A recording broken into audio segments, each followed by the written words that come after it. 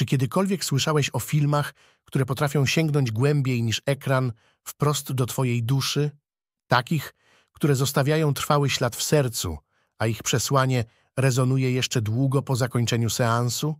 Dziś zabiorę cię za kulisy jednego z najbardziej poruszających i kontrowersyjnych dzieł w historii kina Pasji Chrystusa. To film, który nie tylko przedstawiał historię biblijną, ale też stał się prawdziwym testem wiary dla tych, którzy odważyli się go stworzyć. Za tym niezwykłym projektem kryją się niewyjaśnione zjawiska, duchowe przemiany i fizyczne wyzwania, które wykraczały daleko poza zwykłą produkcję filmową. Co takiego wydarzyło się na planie, że nawet najwięksi sceptycy zaczęli zadawać pytania, których wcześniej unikali. Przygotuj się na odkrycie tajemnic, które pozostaną z tobą na długo. To nie jest zwykła opowieść. To historia o wierze, cierpieniu i sile, której nie sposób wytłumaczyć. Wyobraź sobie plan filmowy, który przypomina prawdziwe pole walki. Nie chodzi tu o sceny bitewne, ale o ekstremalne warunki, które musieli znosić aktorzy i ekipa filmowa każdego dnia. Nagrania odbywały się w miejscach, gdzie skwar słońca przypiekał skórę w ciągu dnia, a w nocy przenikliwy chłód przenikał do kości. Do tego nieustannie zmieniająca się pogoda, nagłe burze, porywiste wiatry, a czasem nawet ulewne deszcze. Wszystko to sprawiało, że każdy dzień na planie był nieprzewidywalny. Aktorzy często ubrani w ciężkie kostiumy i noszący rekwizyty, takie jak drewniane krzyże, byli zmuszeni pracować godzinami w tych trudnych warunkach. Wyobraź sobie, jak trudno było przenosić ogromny sprzęt filmowy przez nierówny teren. Każda kamera, każdy reflektor musiały być ustawiane na nowo, mimo że wiatr potrafił w jednej chwili przewrócić całą konstrukcję. Ale to nie wszystko. Zdarzały się dni, kiedy burze zrywały się nagle, bez żadnego ostrzeżenia, zmuszając ekipę do przerywania nagrań. Sceny, które przygotowywano godzinami, trzeba było odtwarzać od nowa, gdy tylko pogoda pozwoliła. A jednak nikt się nie poddał. W obliczu tych wszystkich trudności pojawiło się coś niezwykłego. Jedność. Każdy, kto był częścią tego projektu, czuł, że uczestniczy w czymś większym niż zwykły film. W chwilach zwątpienia wystarczyło spojrzeć na kolegów i koleżanki z ekipy.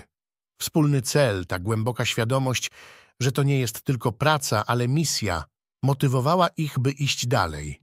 Każdy akt poświęcenia, każda kropla potu, każda zmęczona noc wydawały się nie tylko wysiłkiem, ale również modlitwą. Na planie Pasji Chrystusa działo się coś, co trudno wyjaśnić zwykłą logiką. Mistyczne zjawiska stały się niemal codziennością, budząc jednocześnie zachwyt i niepokój. Jedną z najczęściej opowiadanych historii były pojawiające się w kluczowych momentach tajemnicze światła. W nocy, gdy kręcono szczególnie intensywne sceny, zdarzało się, że nagle znikąd pojawiała się świetlista poświata, która zdawała się oświetlać dokładnie te fragmenty, które miały największe znaczenie. Jedni uważali, że to błąd sprzętu, inni, że to coś więcej. To jakby samo niebo chciało coś podkreślić, mówił jeden z członków ekipy. Ale to nie wszystko. Aktorzy i członkowie zespołu często mówili o uczuciu obecności, czegoś, co nie było widoczne, ale wyczuwalne. Jedna z aktorek opowiadała, że podczas kręcenia wyjątkowo trudnej emocjonalnie sceny poczuła niewytłumaczalny spokój, jakby ktoś położył jej dłoń na ramieniu i powiedział: dasz radę. Inny z aktorów wspominał moment, gdy czuł się na granicy wyczerpania, ale nagle poczuł przypływ siły, który pozwolił mu przetrwać. Nie sposób pominąć zjawisk pogodowych. Wyobraź sobie scenę o wielkim emocjonalnym napięciu. Ciemne chmury zbierają się na niebie, a wiatr zaczyna huczeć dokładnie w momencie, gdy kamera skupia się na cierpieniu bohatera. Jakby samo otoczenie reagowało na to, co dzieje się przed kamerą. A potem, tak samo nagle jak się pojawiły, chmury znikały, zostawiając ekipę w zdumieniu. I jeszcze te sny. Wielu członków zespołu mówiło o wizjach, które mieli nocą. Pewien statysta opowiadał, że przyśniła mu się scena, której jeszcze nie kręcono. Kiedy następnego dnia reżyser szczegółowo ją opisywał, On stał zamarły, wiedząc, że widział to już wcześniej. To jakby ktoś prowadził nas krok po kroku, powiedział później, wciąż pełen zdumienia. Te zjawiska, choć trudne do uchwycenia, stworzyły na planie atmosferę, która wydawała się wykraczać poza filmowe ramy.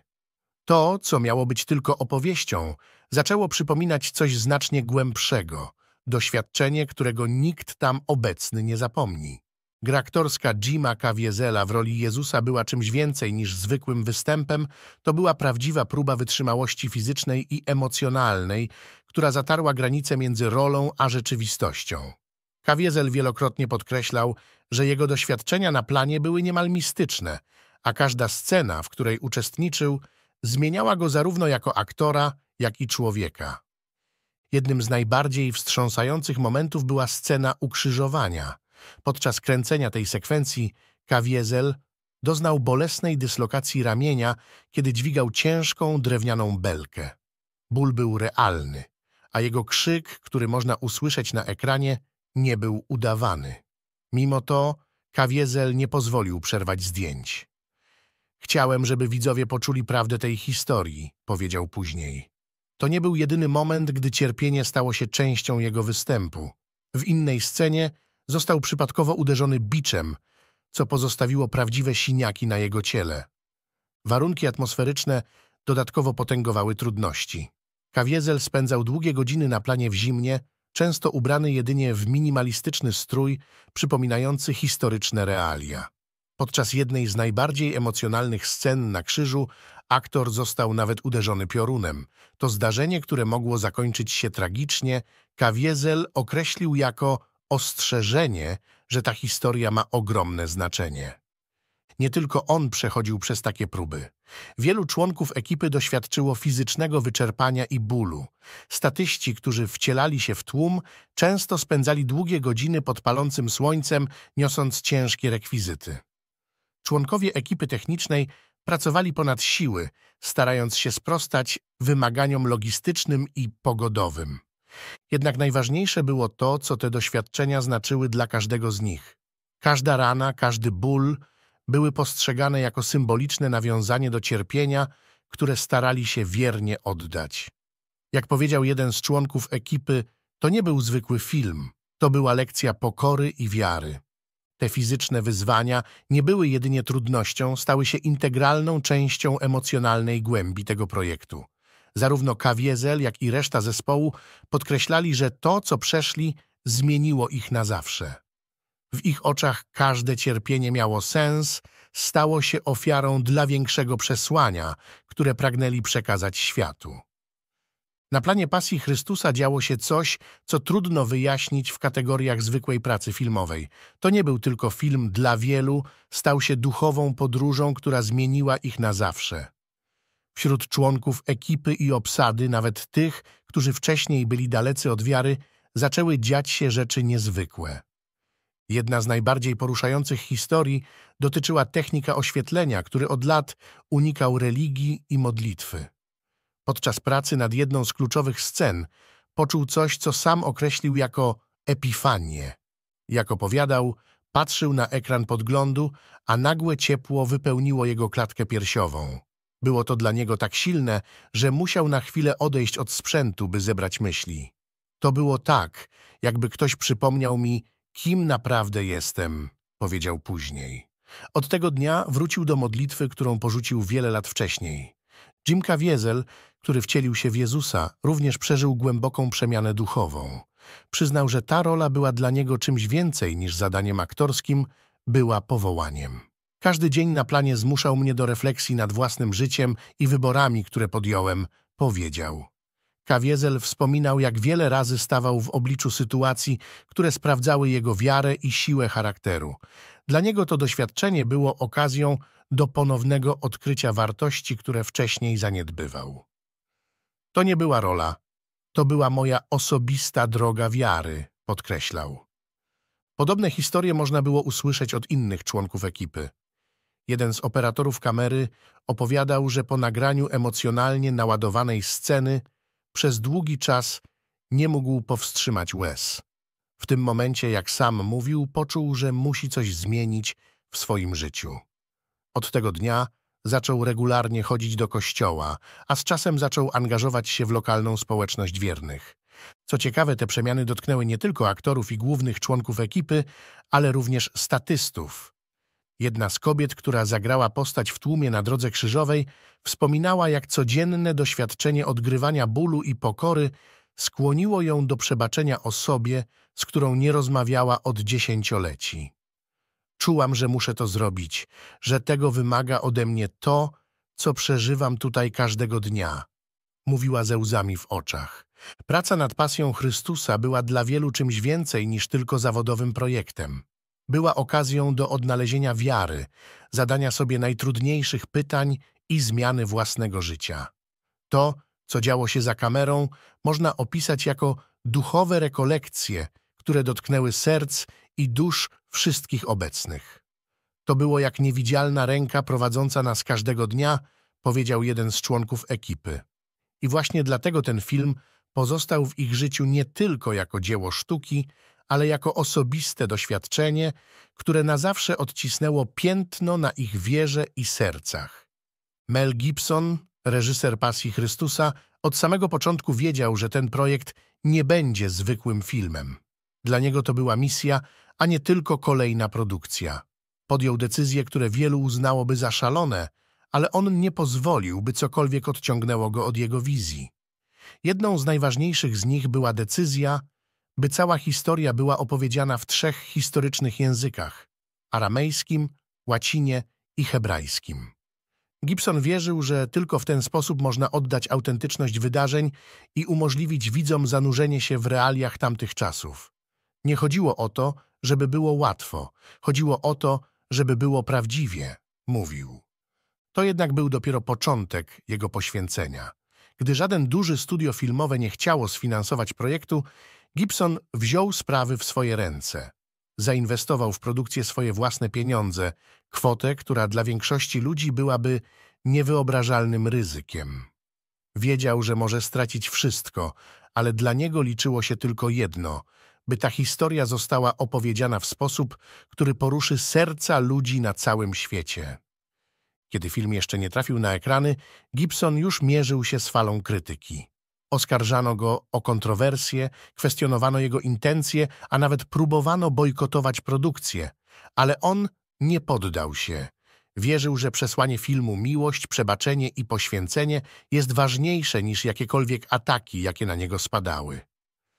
To nie ja jestem ważny, ale historia, którą próbuję przekazać, mówił. Na planie pracował z niesamowitym oddaniem. Był obecny przy każdej scenie, często osobiście pokazywał aktorom, jak wyobraża sobie emocje, które mają przekazać. W niektórych momentach dosłownie wchodził w ich rolę, by lepiej pokazać, co chciał uzyskać. Każda łza, każdy gest muszą być prawdziwe. Inaczej ten film nie ma sensu, powtarzał. Mimo krytyki i trudności Gibson pozostał niewzruszony. Wiedział, że jego film nie jest tylko rozrywką. Był mostem, który miał połączyć ludzi z ich wiarą i przypomnieć o wartościach, które czasem są zapominane w codziennym życiu. Dzięki jego niezłomnej determinacji Pasja Chrystusa stała się nie tylko dziełem filmowym, ale duchowym doświadczeniem dla milionów ludzi na całym świecie. Jego wizja, choć ryzykowna i kontrowersyjna, okazała się głęboko poruszająca i uniwersalna. Mel Gibson udowodnił, że jeśli w coś głęboko wierzysz, jesteś w stanie przezwyciężyć każdą przeszkodę, by osiągnąć swój cel. W jego oczach Pasja Chrystusa nie była po prostu filmem, była świadectwem. Plan filmowy Pasji Chrystusa był miejscem, gdzie rzeczywistość często zdawała się przeplatać z czymś niewytłumaczalnym. Nie chodziło tylko o aktorstwo czy ciężką pracę ekipy. Wszyscy, którzy tam byli, zgodnie twierdzili, że czuli obecność czegoś większego. Jednym z najbardziej niezwykłych zjawisk były zapachy. W najmniej oczekiwanych momentach, na surowym, pełnym kurzu planie, nagle pojawiał się subtelny zapach kwiatów lub kadzidła. Nie było żadnego logicznego wytłumaczenia. Nikt nie używał perfum, ani nie wnosił tego typu rzeczy na plan. To było tak, jakby ktoś chciał nam przypomnieć, że to, co robimy, ma znaczenie, powiedział jeden z techników. Inni członkowie ekipy opowiadali, że zapachy pojawiały się w momentach, gdy nagrywano najtrudniejsze emocjonalnie sceny, jakby miały być znakiem wsparcia. Ale to nie wszystko. Wielu członków ekipy mówiło o dziwnym uczuciu obecności, czegoś niewidzialnego, a jednak realnego. Niektórzy opisywali to jako poczucie, że nie są sami, nawet gdy pracowali w odległych częściach planu. Pewien operator kamery wspominał, że podczas nagrywania jednej z kluczowych scen poczuł na ramieniu coś, co przypominało delikatny dotyk dłoni. Odwrócił się, ale nikogo za nim nie było. To nie było przerażające, mówił. To było uspokajające. Jakby ktoś mówił, robisz dobrze, kontynuuj. Członkowie ekipy często określali cały proces jako żywą modlitwę. Jeden z producentów powiedział wprost, to nie był film, to była droga wiary. Reżyser i aktorzy, choć zmęczeni fizycznie, wielokrotnie podkreślali, że czuli, jakby byli częścią czegoś znacznie większego niż oni sami. Każdy dzień pracy na tym planie był duchowym doświadczeniem, powiedziała jedna z aktorek. Mistyczna atmosfera, która panowała na planie, nie była przypadkowa. Wielu wierzyło, że to, co tworzyli, miało większe znaczenie niż tylko przekazanie historii na ekran. To była praca, która dotykała ich dusz i przypominała o wartościach, które wykraczają poza codzienność. Jak ujął to jeden z członków ekipy. To było tak, jakbyśmy uczestniczyli w czymś świętym. Każda chwila była modlitwą, a każdy gest świadectwem wiary. Pasja Chrystusa nie była tylko filmem, stała się katalizatorem głębokich przemian w życiu widzów na całym świecie. Historie, które zaczęły wypływać po premierze, świadczą o niezwykłym dziedzictwie tego dzieła. To nie była tylko opowieść o cierpieniu i miłości, ale także wezwanie do refleksji i działania. Wiele osób po obejrzeniu filmu przyznało, że doświadczyło wewnętrznej przemiany. Były to nie tylko duchowe uniesienia, ale także konkretne decyzje. Pewna kobieta opowiadała, że przez lata żywiła urazę do członka rodziny i unikała kontaktu z nim. Po obejrzeniu filmu coś w niej pękło. Nie mogłam już dłużej trzymać w sobie tego ciężaru. Zrozumiałam, że przebaczenie to nie tylko gest, ale też uwolnienie siebie, wyznała. Po seansie skontaktowała się z bliskim, którego unikała od dekad i po raz pierwszy od lat porozmawiali. Historia młodego ateisty jest równie poruszająca. Namówiony przez znajomych, zgodził się obejrzeć film, choć podchodził do niego z dystansem.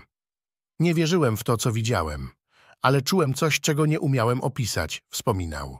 To doświadczenie stało się dla niego początkiem drogi, która powoli doprowadziła go do duchowego przebudzenia. Choć nie stał się od razu religijny, przyznał, że to właśnie ten film zasiał w nim ziarno, które z czasem zaczęło kiełkować. Nie tylko jednostki odczuły wpływ filmu, całe społeczności zaczęły się jednoczyć. W małym włoskim miasteczku mieszkańcy zorganizowali wspólne seanse, po których odbywały się długie rozmowy o przebaczeniu i znaczeniu miłości w codziennym życiu. Po jednym z takich spotkań kilku skłóconych sąsiadów postanowiło zakopać dawne urazy i zacząć od nowa. To, co widzieliśmy na ekranie, przypomniało nam, że nie warto trzymać złości, powiedział jeden z uczestników. Co ciekawe, film zyskał również szczególne miejsce w wielu kościołach. Organizowano grupowe projekcje, które były okazją do wspólnej modlitwy i refleksji nad przesłaniem zawartym w tej historii. W niektórych parafiach po takich wydarzeniach zauważono wzrost liczby osób przystępujących do spowiedzi i uczestniczących w nabożeństwach. Mel Gibson sam przyznał, że nie spodziewał się tak szerokiego oddźwięku. To nie była moja historia, ja tylko ją opowiedziałem. Mówił, gdy pytano go o wpływ filmu. I choć film budził kontrowersje, jego przesłanie miłości, przebaczenia i nadziei dotarło do serc milionów ludzi. Dziedzictwo Pasji Chrystusa to coś więcej niż liczby w box office. To żywe świadectwo, że sztuka może nie tylko poruszać, ale też zmieniać życie. W końcu najważniejsze pytanie, jakie pozostawia po sobie film, brzmi: a co ty z tym zrobisz? Pasja Chrystusa to coś więcej niż film. To dzieło, które w niespotykany sposób łączy sztukę z duchową głębią, oferując widzom nie tylko historię, ale też okazję do osobistej refleksji. To produkcja, która przypomina, jak potężna może być wiara, miłość i zdolność do przebaczenia. Każda scena, każdy szczegół na ekranie niesie przesłanie, które sięga daleko poza samą opowieść, wprost do naszych serc. Teraz pytanie do ciebie, która z tych opowieści zza kulis poruszyła cię najbardziej? Jakie emocje lub przemyślenia wywołał w tobie ten film, jeśli go widziałeś? Podziel się swoją opinią w komentarzach. Chętnie poznamy twoją perspektywę i twoją historię. Może również doświadczyłeś czegoś, co zainspirowało cię do głębszej refleksji. Jeśli uważasz, że takie historie mają moc dotykać ludzkich serc i powinny być opowiadane dalej, daj znać. Razem możemy kontynuować rozmowę i zgłębiać te ważne, a czasem trudne tematy. Czekamy na twoje myśli i zapraszamy cię do wspólnej drogi pełnej inspiracji i duchowych odkryć. Jeśli te historie poruszyły cię tak, jak poruszyły nas, nie zapomnij zostawić super lajka pod tym filmem. To mały gest, ale ma ogromne znaczenie. Pomaga nam docierać do większej liczby osób z takimi niezwykłymi opowieściami. I oczywiście, jeśli jeszcze tego nie zrobiłeś, zasubskrybuj nasz kanał. Dzięki temu będziesz na bieżąco z kolejnymi tajemnicami, inspiracjami i refleksjami, które mogą zmienić sposób, w jaki patrzysz na świat. To dopiero początek naszej wspólnej podróży. Już teraz planujemy kolejne odcinki pełne niezwykłych historii, które skłaniają do myślenia i poruszają serca. Dołącz do nas i bądź częścią tej wyjątkowej społeczności. A na koniec, niech twoja podróż będzie pełna inspiracji i duchowych odkryć. Dziękujemy, że jesteś z nami. Do zobaczenia w kolejnym odcinku. Drodzy słuchacze, jeśli podobał wam się dzisiejszy odcinek, proszę kliknijcie łapkę w górę. To dla nas wielkie wsparcie. Jeśli chcielibyście podzielić się swoją opinią lub refleksją na temat poruszonej tematyki, koniecznie zostawcie komentarz pod filmem. Zauważyliśmy, że zdecydowana większość z was, którzy nas oglądają, jeszcze nie subskrybuje naszego kanału. Jeśli chcecie wspierać nas dalej i nie przegapić żadnego nowego odcinka, koniecznie kliknijcie przycisk subskrybuj oraz dzwoneczek obok, aby być na bieżąco z naszymi najnowszymi publikacjami. Dziękujemy za wsparcie.